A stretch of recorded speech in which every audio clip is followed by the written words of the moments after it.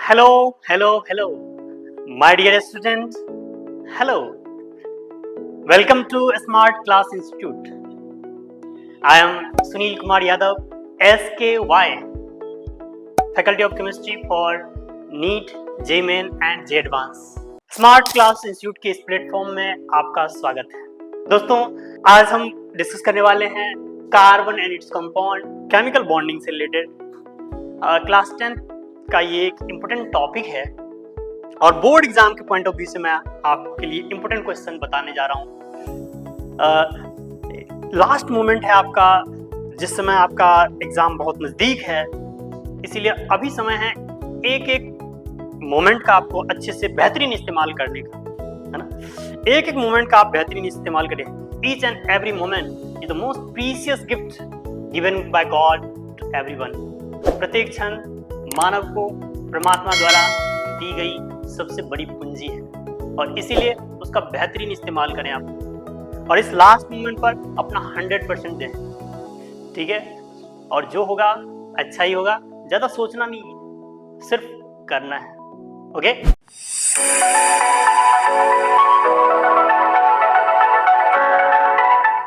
आइए बात करते हैं कार्बन और इट्स कंपाउंड से रिलेटेड एक इंपॉर्टेंट क्वेश्चन की। पहला क्वेश्चन है, draw the electron dot structure of nitrogen.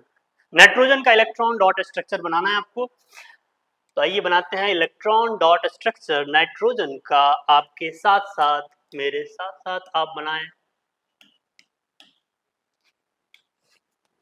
तो बेसिकली नाइट्रोजन की बात करें अगर, तो आप सभी को पता होगा नाइट्रोजन का एटॉमिक नंबर है 7। जब आप कॉन्फ़िगरेशन लिखते हैं 2,5, नाइट्रोजन के आउटर मोस्ट सेल में है 5 इलेक्ट्रॉन और दूसरे नाइट्रोजन के आउटर मोस्ट सेल में भी है 5 इलेक्ट्रॉन। नाइट्रोजन आपको पता ही होगा कि कोई भी मॉलिक्यूल, लुईस एंड कॉसल नाम के साइंटिस्ट के हिसाब से, कोई भी मॉलिक्यूल जिसके आउटर मोस्ट सेल में 8 इलेक्ट्रॉन होता है वो स्टेबल होता है, यानी इनर्ट गैस जैसा जिसका कॉन्फ़िगरेशन होता है वो स्टेबल होता है। तो मॉलिक्यूल बॉन्डिंग करके स्टेबल बनना चाहता है अगर कोई उसका ऑक्टेट कंप्लीट नहीं है तो। नाइट्रोजन के साथ भी वही है। नाइट्रोजन के आउटर मोस्ट सेल में 5 इलेक्ट्रॉन है। नाइट्रोजन बहुत दुखी है, काश इसके पास 3 और इलेक्ट्रॉन होता। नाइट्रोजन बगल वाले नाइट्रोजन से बात करता है, तुम अपना 3 इलेक्ट्रॉन मुझे दे दो, दे दो, दे दो। तो नाइट्रोजन ने सपोज ये 3 इलेक्ट्रॉन अपना दे दिया, तो नाइट्रोजन ने 3 इलेक्ट्रॉन दिया तो ये वाला नाइट्रोजन तो खुश हो जाएगा, लेकिन दूसरा नाइट्रोजन के पास 3 इलेक्ट्रॉन की और डेफिशिएंसी हो जाएगी, तो ये हो नहीं सकता। तो नाइट्रोजन कहेगा नहीं नहीं, ऐसे नहीं हो सकता है, हम एक काम करते हैं, हम शेयरिंग करेंगे। शेयरिंग इज केयरिंग, तो हम शेयरिंग करेंगे और दोनों शेयरिंग करता है, शेयरिंग ऑफ इलेक्ट्रॉन होता है और दोनों साथ साथ हो जाते हैं और इस तरह से बॉन्डिंग करता है। यही है इलेक्ट्रॉन डॉट स्ट्रक्चर। आप चाहें तो उसको यू बना लें, N ट्रिपल बॉन्ड N। तो यही है इलेक्ट्रॉन डॉट स्ट्रक्चर किसका, नाइट्रोजन का। इसी तरह से आप किसी का भी इलेक्ट्रॉन डॉट स्ट्रक्चर निकाल सकते हैं with the help of configuration. Okay, let's move to the next question. Answer तो मैंने ऑलरेडी आपको बता दिया। Write the chemical formula of benzene and draw its structure. ये भी बोर्ड एग्जाम में या आसान सा क्वेश्चन कई बार आया है, इसको अच्छे से समझते हैं। पहली बात तो बेंजीन कौन है और इसका स्ट्रक्चर ड्रॉ करके सीखेंगे। आइए हम बात करते हैं बेंजीन की। बेंजीन को मैं प्यार से बोलता हूं ऑर्गेनिक केमिस्ट्री का मामा, मामा बेंजीन। आइए आपको मिलाते हैं मामा बेंजीन से। जब हम बात करते हैं बेंजीन की, तो बेंजीन का फॉर्मूला होता है C6H6 और अगर आप स्ट्रक्चर ड्रॉ करेंगे तो 6 कार्बन है, 6 कार्बन इस तरह से है,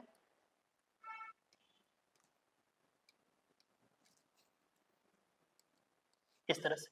अच्छा एक बात बताइए मुझे, कार्बन की औकात क्या है, मतलब कार्बन की कैपेबिलिटी कितना है, कार्बन की वैलेंसी क्या है, 4, है ना, सभी को पता है।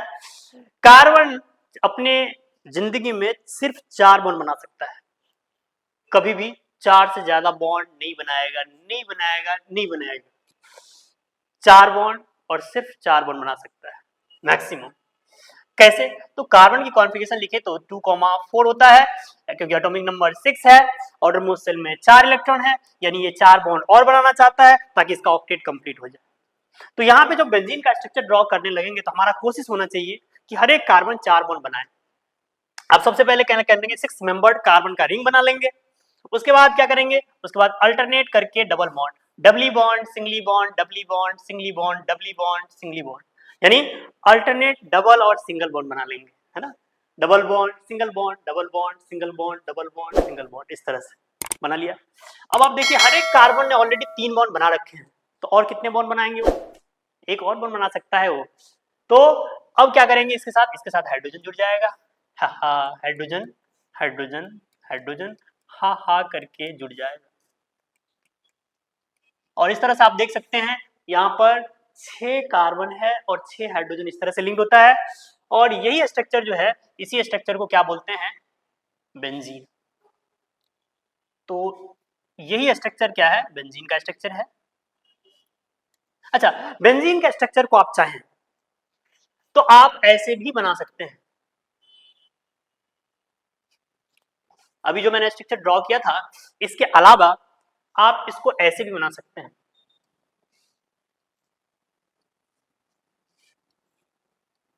ऑर्गेनिक केमिस्ट्री के मामा ऐसे।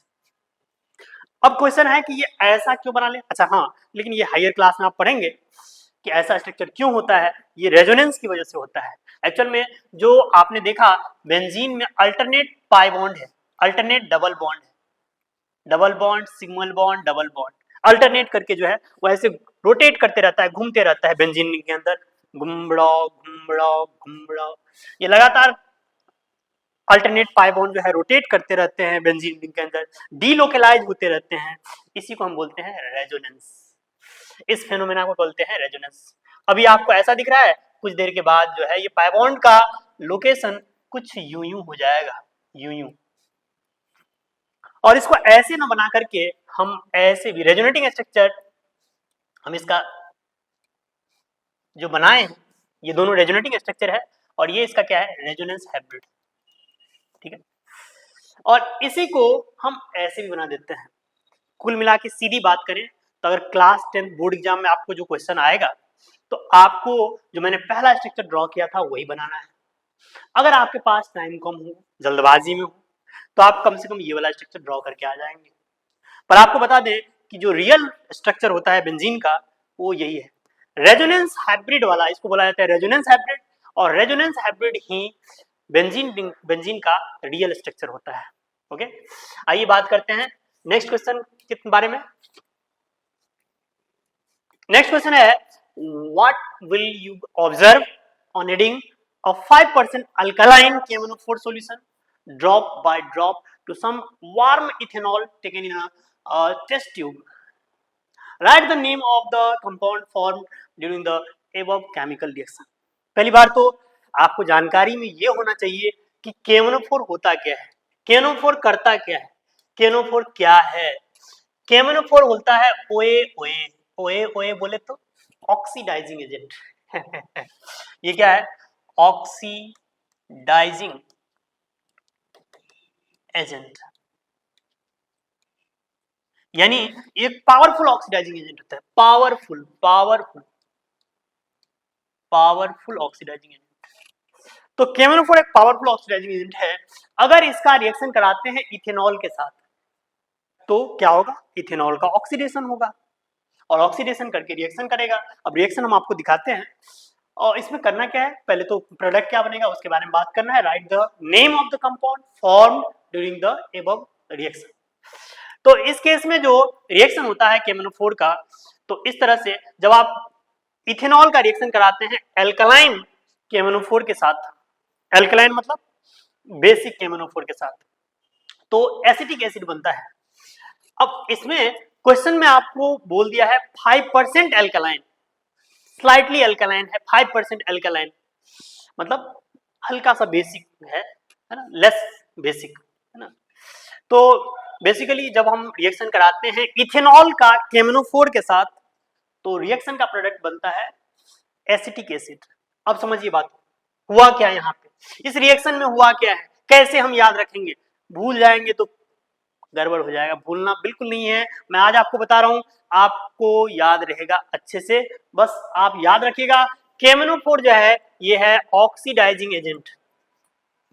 तो ये जो कंपाउंड रिएक्टेंट में दिया हुआ है उसमें एक और ऑक्सीजन जोड़ दीजिए और हाइड्रोजन को रिमूव कर दीजिए। आपने पढ़ा होगा ऑक्सीडेशन रिएक्शन क्या होता है, addition of oxygen and removal of hydrogen is called oxidation. तो यहाँ पे क्या होगा, ये जो सेकंड का यहाँ पे जो कार्बन है, यहाँ पे दो हाइड्रोजन है, ये दोनों हाइड्रोजन को वहां से हटा देंगे और वहां पे क्या लगा देंगे, ऑक्सीजन। तो ये जो कंपाउंड है इसमें ये जो दो हाइड्रोजन है इसको हटा दीजिए, इस हाइड्रोजन को हटा करके वहां पे क्या लगा देना है, वहां पे हाइड्रोजन को हटा करके ऑक्सीजन लगा देना है। तो कंपाउंड का प्रोडक्ट क्या बन जाएगा, प्रोडक्ट बन जाएगा CH3 COOH और इसी कंपाउंड को बोलते हैं इथेनोइक एसिड या इसी को बोलते हैं एसिटिक एसिड। दो कार्बन के लिए एसिड यूज किया जाता है और इसीलिए इसका नाम है एसिटिक एसिड। ठीक है जी, नेक्स्ट मूव करते हैं नेक्स्ट क्वेश्चन की तरफ। यानी यहाँ पे क्या हुआ है, ऑक्सीडेशन हुआ है, सिंपली अल्कोहल का ऑक्सीडेशन करा देंगे, हाइड्रोजन को रिमूव करेंगे, ऑक्सीजन को लगा देंगे और बन जाएगा एसिटिक एसिड, खत्म, इतनी सी बात। Okay, next question. Next question है why do covalent compound have low melting and boiling point. Covalent compound का low melting point boiling point क्यों होता है, क्वेश्चन ये है। तो पहले मैं आपको ये बताना चाह रहा हूं कि जो आयनिक बॉन्ड होता है ना उसका मेल्टिंग पॉइंट हाई होता है और उसके पीछे रीजन होता है strong intermolecular force of attraction. Ionic bond में आयंस के बीच में strong electrostatic force of attraction होता है और उसकी वजह से वो बेसिकली उसका melting point boiling point high होता है। अब कोवेलेंट बॉन्ड में उसकी बॉन्डिंग उतना ज्यादा मजबूत नहीं होता, इस वजह से इसका melting point boiling point relatively low होता है।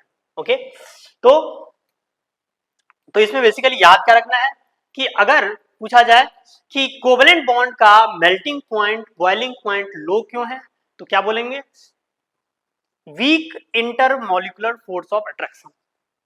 Week intermolecular force of attraction की वजह से कोवेलेंट बॉन्ड का melting point boiling point low low होता है। Clear, next, what is meant by homologous series of carbon compounds, write the general formula of alkanes alkynes। तो पहली बात तो एल्केन एल्कीन और एल्केन इन तीनों के जनरल फॉर्मूला आपको जरूर याद रहना चाहिए, क्वेश्चन बार बार आते रहते हैं आपके बोर्ड एग्जाम में, तो जरूर इसको अच्छे से याद रखें। एल्केन बोले तो एल्केन, तो कार्बन कार्बन के बीच सिंगल बॉन्ड होगा तो एल्केन। आइए मैं आपको एल्केन से मिलाता हूं, ये रहा एल्केन, इथेन है ये। आपको मैंने बताया था कार्बन की औकात है 4 बॉन्ड बनाने की, कार्बन अपनी जिंदगी में 4 बॉन्ड बनाता है, 4 से ज्यादा कभी नहीं बनाएगा। ये रहा कार्बन और कार्बन के साथ 4 बॉन्ड बना हुआ है और इस कंपाउंड को बोलते हैं क्या, इस कंपाउंड को बोलते हैं मीथेन। जी हाँ, ये क्या है, मीथेन। अगर इसी कंपाउंड में एक और इसको हम लिंक कर दें कार्बन से, अब ये जो बन चुका है नया कंपाउंड, ये क्या है, दिस इज इथेन। ठीक है, एक और कार्बन बढ़ा दिया इथेन, इसी तरह से एक और कार्बन बढ़ा देंगे तो प्रोपेन ब्यूटेन सो ऑन। अब जैसे जैसे नंबर ऑफ कार्बन बढ़ते जाएगा तो एक सीरीज ऑफ कंपाउंड मिलेगा, इसी को बोलते हैं होमोलोगस सीरीज। वैसे होमोलोगस सीरीज क्या है, a series of compound having same functional group is called homologous series. ठीक है, इसको एग्जांपल से हम और डिटेल में बात करेंगे, पहले हम आपको इसके जनरल फॉर्मूला बता देते हैं। तो एल्केन का जनरल फॉर्मूला क्या है, CnH2n+2। ओके, कार्बन कार्बन के बीच डबल बॉन्ड आ जाएगा, यानी कि इसमें कार्बन कार्बन के बीच में क्या रहने वाला है, सिंगल बॉन्ड, यानी ये कंपाउंड जो है सैचुरेटेड कंपाउंड के कैटेगरी में आएगा। ठीक है, दूसरा कैटेगरी होगा एल्कीन।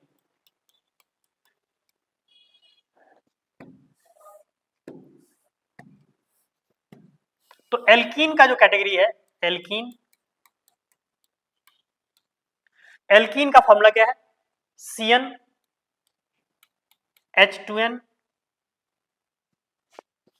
और इसमें कार्बन कार्बन के बीच में क्या आने वाला है, डबल बॉन्ड। ठीक है जी।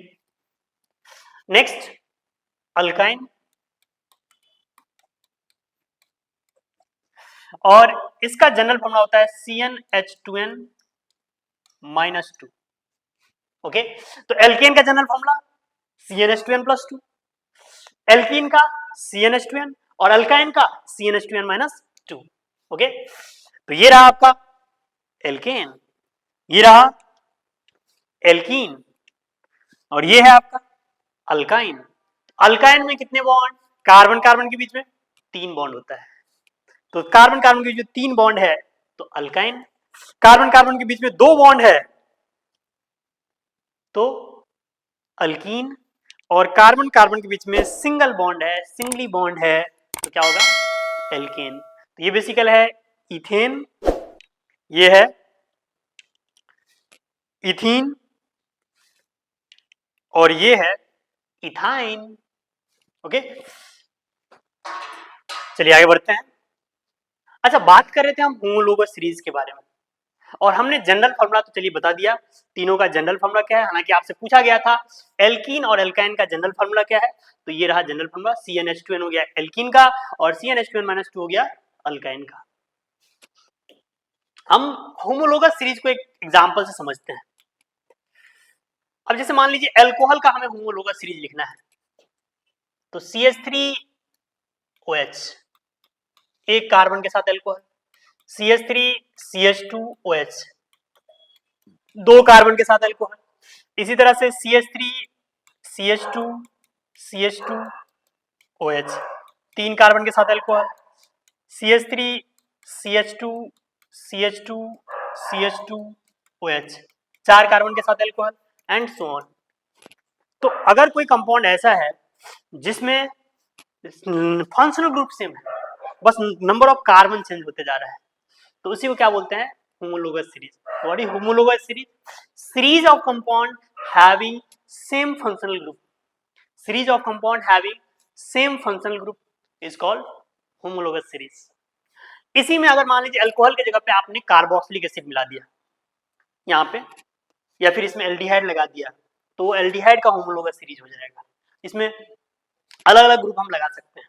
ठीक है जी, हम इसी तरह से एल्केन, एल्कीन और एल्काइन के होमोलोगस सीरीज बना सकते हैं। अच्छा, गौर से देखिए, दो होमोलोगस सीरीज के बीच में जो डिफरेंस है वो एक CH2 ग्रुप का होता है। यानी अगर मॉलिक्यूलर मास की बात करें तो कार्बन का 12 हो गया, हाइड्रोजन का 2 यानी 14। दो के बीच में जो डिफरेंस है वो 14 मॉलिक्यूलर मास का डिफरेंस है। इन दोनों के बीच में कितना का डिफरेंस है, एक CH2 ग्रुप का, और मॉलिक्यूलर मास कितना का, 14 का। होमोलोगस सीरीज जो भी होते हैं उनके फिजिकल केमिकल प्रॉपर्टी सेम होते हैं। ठीक, आइए चलिए नेक्स्ट क्वेश्चन की तरफ मूव करते हैं।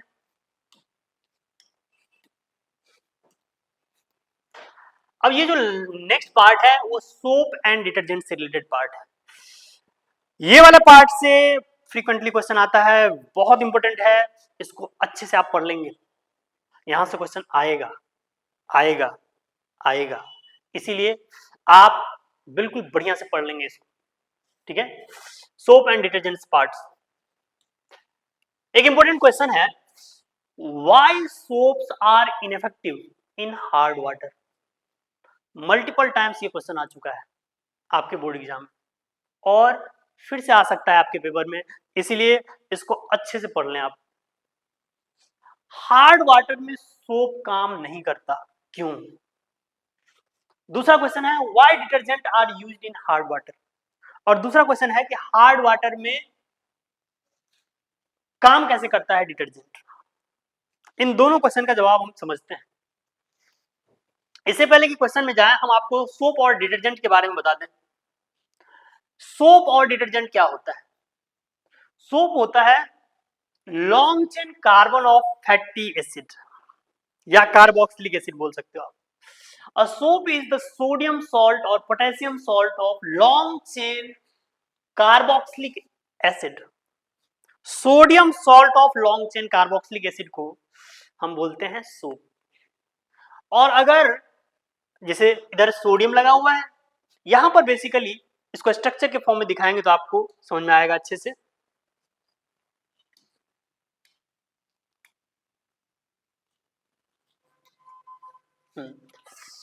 तो बेसिकली हम बात करते हैं लॉन्ग चेन जो कार्बन होता है उसको, उसमें लॉन्ग चेन कार्बन जैसे CH3, CH2, CH2, ऐसे ही बहुत सारे हैं, कितने, लगभग 15 कार्बन या 16 कार्बन रहता है इसमें जनरली। तो बहुत सारे कार्बन के चेन होंगे, जैसे मैंने अभी 3 लिख दिया, और मान लीजिए आगे भी कितना है, सपोज 12 है, और इसके बाद हमने इसमें लगा दिया क्या, COONA, Na plus and COO minus. ये जो कंपाउंड है इसी को लिखने का तरीका है ऐसे। अब जैसे टोटल मान लीजिए 16 कार्बन है, 16 कार्बन है, तो ऐसे बनेंगे 1 2 3 4 5 6 7 8 9 10 11 12 13 14 15 16, है ना, 16 कार्बन। और 16 कार्बन के साथ यहाँ पे क्या है, COOH। अब COH लगा दिया तो वो कार्बोक्सिलिक एसिड हो जाएगा, और COONA बना दिया तो इसको बोलेंगे sodium salt of carboxylic acid. And यही होता है कौन, इसी को बोलते हैं सोप। ठीक है, तो सोप के दो एंड होते हैं, आपने पढ़ा होगा। ये वाला जो पार्ट होता है, ये पार्ट कहता है I hate you.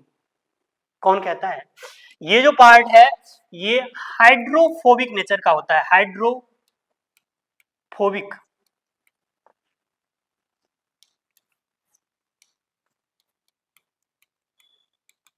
Hydrophobic nature. और ये जो पार्ट होता है ये होता है हाइड्रोफिलिक नेचर। यानी सोप के दो एंड है, हाइड्रोफोबिक एंड हाइड्रोफिलिक।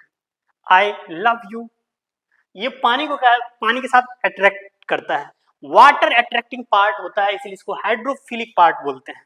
यानी कि ये वाला पार्ट जो होता है वो हाइड्रोफिलिक पार्ट होता है, वाटर के साथ अट्रैक्ट होता है। जबकि सोप का दूसरा पार्ट जो होता है वो हाइड्रोकार्बन चेन है, और वो जो हाइड्रोकार्बन चेन है वो हाइड्रोफोबिक नेचर का होता है, यानी पानी से वो वाटर रिपेलेंट होता है। ओके, नाउ तो ये तो सोप रहा। डिटर्जेंट क्या होता है, डिटर्जेंट में बस उसी में थोड़ा सा चेंज कर लेंगे, long chain hydrocarbon of sulphonic acid कर देंगे तो हो जाएगा डिटर्जेंट। और generally a detergent is the sodium salt of long chain benzene sulphonic acid. अब बेंजीन के साथ सल्फोनिक एसिड लगा दीजिए, या सीधे भी सल्फोनिक एसिड के साथ रहेगा, लॉन्ग चेन हाइड्रोकार्बन ऑफ जो सल्फोनिक एसिड वाला पार्ट है उसी को क्या बोलते हैं, उसको बोला जाता है डिटर्जेंट। जैसे ऊपर में एक यहाँ पे स्ट्रक्चर बना है C17H35 और COONA। तो मैंने दो एंड बोला था, एक होता है हाइड्रोकार्बन चेन वाला पार्ट और एक होता है आयनिक पार्ट, जो लास्ट में है आयनिक पार्ट। ठीक है, इसी तरह से नीचे डिटर्जेंट का बता हुआ है, वचन बना हुआ है, और डिटर्जेंट का एक स्ट्रक्चर आपको दिखाते हैं, इधर देखिए।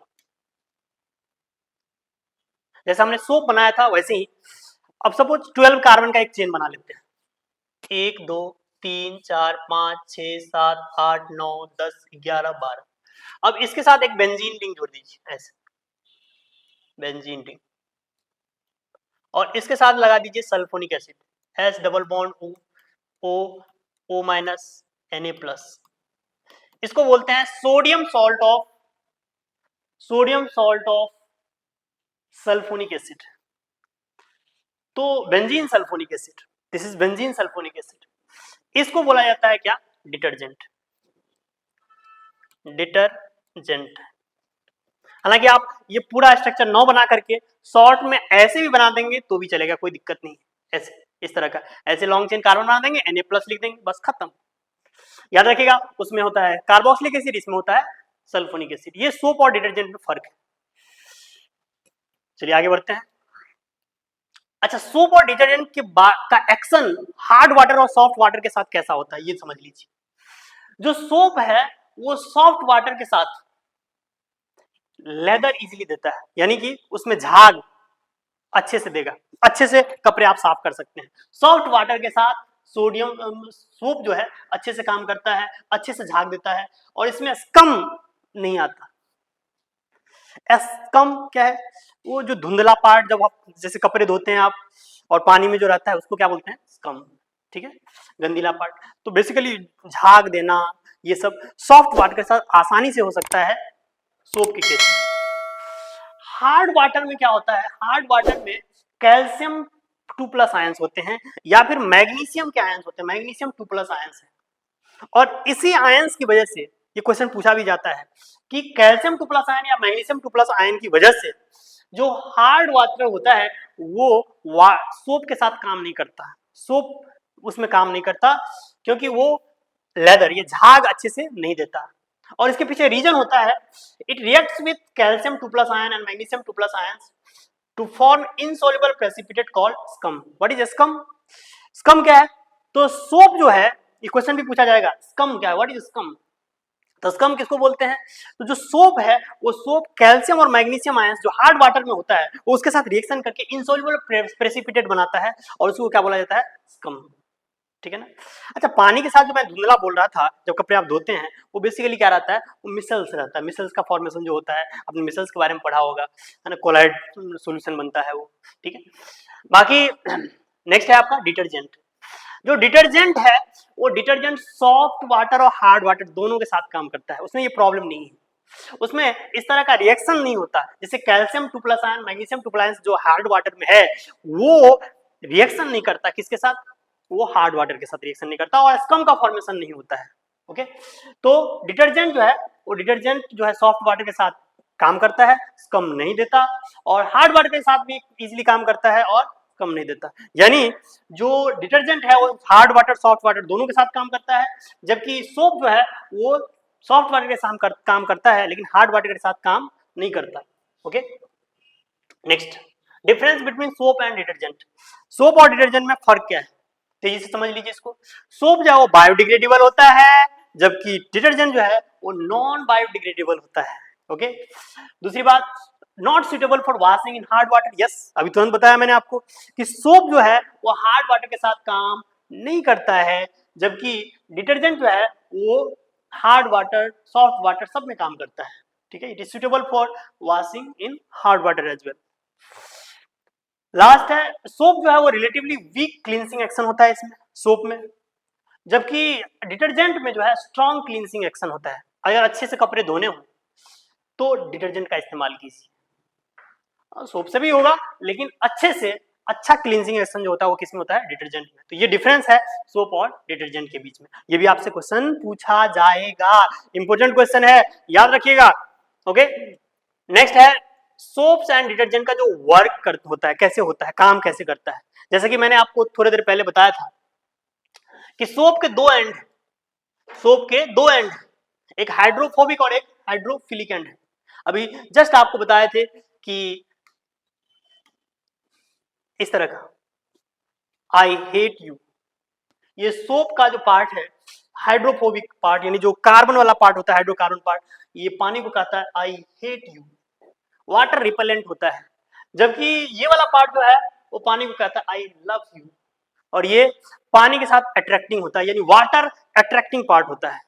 ठीक है, तो काम कैसे होता है? जैसे ही मान लो आप एक कपड़े में गंदगी लगा हुआ है, ऑयल और डर्ट ड्रॉपलेट्स, आपके कपड़े में गंदगी लगा हुआ है, कपड़े में गंदगी, कपड़े की गंदगी है, गंदीला कपड़ा। अब इसमें साबुन लगाया लेकिन पानी भी होना चाहिए, है ना? इसने इन्हीं कपड़े में, सूखे कपड़े में है रगड़ रहे हैं, काम नहीं वो करेगा। क्यों नहीं काम करेगा? क्योंकि वहां पे हमें दो एंड चाहिए, हाइड्रोफोबिक हाइड्रोफिलिक एंड, और उसमें सॉल्वेंट चाहिए बेसिकली। तो क्या करेंगे, पहले कपड़े को पानी में भिगोया और उसमें साबुन लगाया, लगाने के बाद अब झाग निकलेगा, लेदर बनेगा। अब उसको जैसे ही कपड़े को है ना, साबुन लगे हुए कपड़े को जैसे ही आप पानी में डालते हैं तो कोलाइड का फॉर्मेशन होता है, जो जिसको बोला जाता है क्या?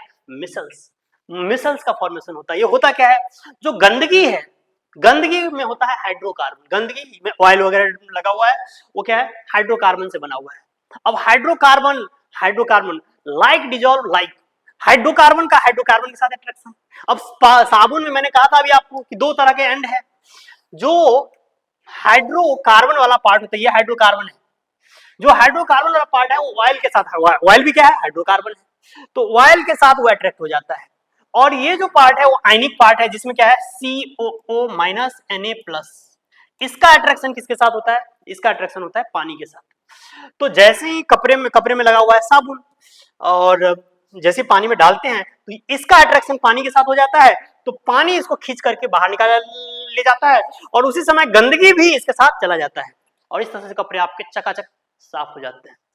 समझ गए? तो अब पानी में जब धोते हैं आप कपड़े को, तो जो मिल्की कलर का दिखता है वो क्या है? बेसिकली वो मिसल्स है, मिसल्स फॉर्मेशन होता है उसकी वजह से, है ना। और वो एक कोलाइडल सॉल्यूशन होता है। क्लियर? और ये मैंने ऑलरेडी बोल दिया आपको हाइड्रोफिलिक हाइड्रोफोबिक एंड के बारे में, साबुन के 2 एंड के बारे में। तो ये है मिसल्स। ओके, तो इसमें लास्ट क्वेश्चन जो आपसे पूछा गया था, लास्ट क्वेश्चन यहां पे था कि why soaps are ineffective in hard water. I hope आपको क्लियर हो गया होगा। Why detergent are used in hard water, ये भी आपको समझ में आ गया होगा, मैंने डिटेल में बात की है। तो इस तरह से जो कार्बन और कार्बन एंड कंपाउंड के जो इंपोर्टेंट क्वेश्चन थे वो हमने डिस्कस किए। आई होप आपको अच्छे से क्लियर हुआ होगा। Thank you.